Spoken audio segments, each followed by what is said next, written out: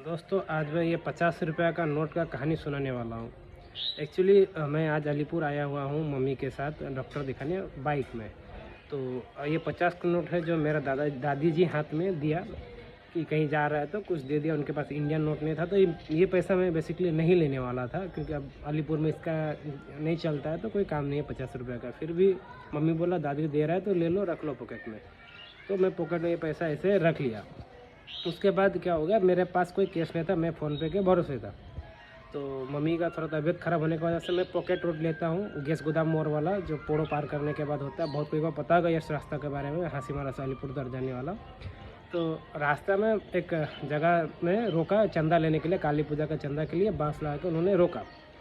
तो मेरे पास तो कैश है नहीं और हड़बड़ी में था डॉक्टर दिखाने के लिए। तो मैं बोला भाई पैसा तो अभी नहीं है तो ये भूटान नोट, ठीक है, तो क्या करना है बोलो। तो बोला ठीक है भैया, आते समय दे देना। तो मैं बोला ठीक है चलो। मैं सोचा कि कहीं अगर होता तो पैसा दे देता तो ज़्यादा अच्छा होता, पूजा में हेल्प हो जाता। फिर आगे गया, जस्ट 1 किलोमीटर बाद और एक जगह हमें रोका गया। तो मैं उनको सेम कहानी बताया कि मेरे पास भूटान नोट है, अगर आप लेने से ले लो, नहीं तो फिर मेरे पास फ़ोनपे वगैरह नहीं है। तो उन्होंने बोला ठीक है भैया जाइए, आते समय दे दीजिएगा। तो मैं सोचा कि अगर मेरे पास अगर इंडिया नोट भी होता तो मैं 1 से 2 जगह पैसा दे पाता, उससे ज़्यादा देने का मेरे पास कैपेसिटी नहीं है। तो फिर आगे गया, 5, 6, 7 और जगह हमें रोका गया और हर बार मैं ये 50 का नोट दिखाते गया और उन्होंने पैसा के लिए कुछ नहीं बोला, या फिर मैं मना भी नहीं किया कि नहीं है मेरे पास मत लो, मैं नहीं दूंगा, ऐसा कुछ नहीं बोला। मैं बोला ये 50 का नोट है, अगर लेना चाहता है तो ले लो। तो किसी ने नहीं लिया, लगभग 9 जगह जैसा रोका होगा टोटल। तो ये 50 का नोट अभी भी मेरे जेब में है और किसी ने जो है चंदा नहीं लिया मेरे से।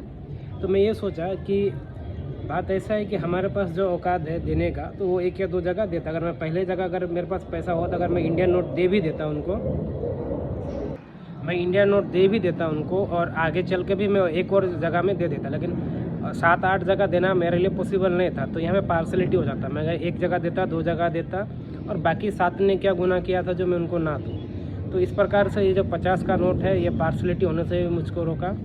और बात है कि अब मैं नहीं दूंगा ये भी तो नहीं बोला उन लोगों को, और इच्छा था देने का लेकिन था नहीं, और हड़बड़ी में था, इंडिया नोट केस वगैरह था नहीं। तो ये फ़ायदा हो गया, अगर ये मैं नोट नहीं लेता तो मुझे शर्मिंदा फील होता पूरा रास्ता भर कि मैं उनको पैसा नहीं दे पाया या फिर पैसा देने के लिए ऑफ़र नहीं कर पाया।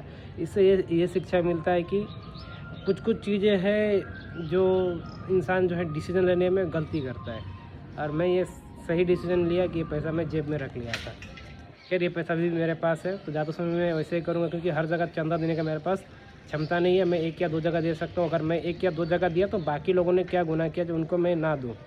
तो दोस्तों, इस कहानी से आपको अगर कोई सीख मिलती है तो कमेंट करके बताएं, और